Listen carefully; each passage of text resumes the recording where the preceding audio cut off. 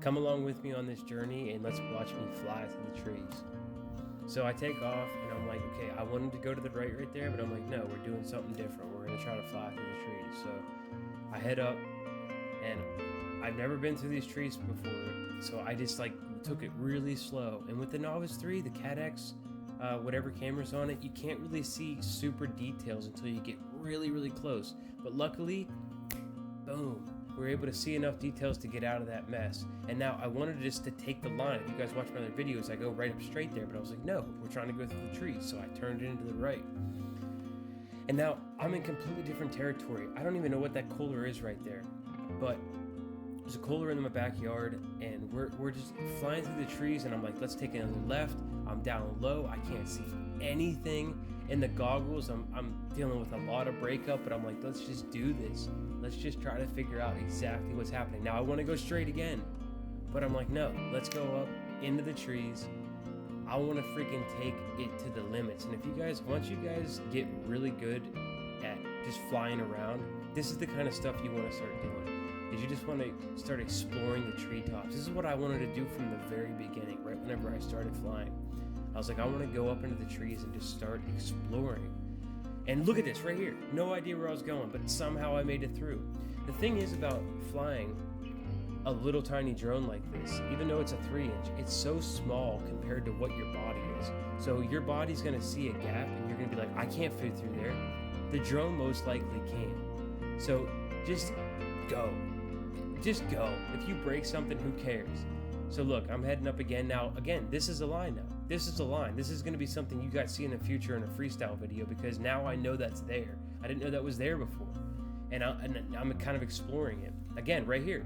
Didn't know that was there either, but I found it because I'm trying to expand my mind and trying to figure things out that are a little bit different.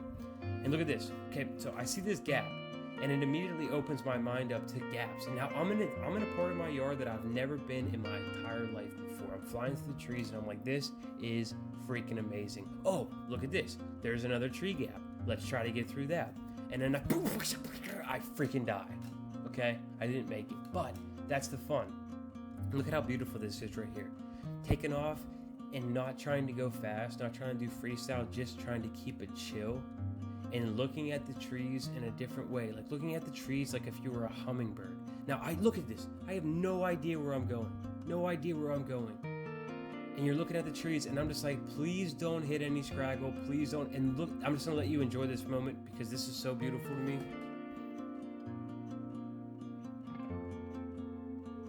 That sunlight coming out of the trees like that. Guys, in the goggles, I was listening to Japanese lo-fi.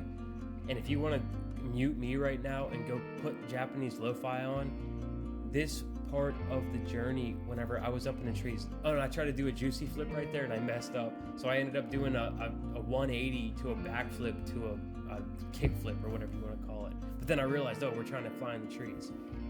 But I was listening to Japanese lo-fi through this, and this part of the yard right here, I gotta fly that more often. I gotta figure that area out.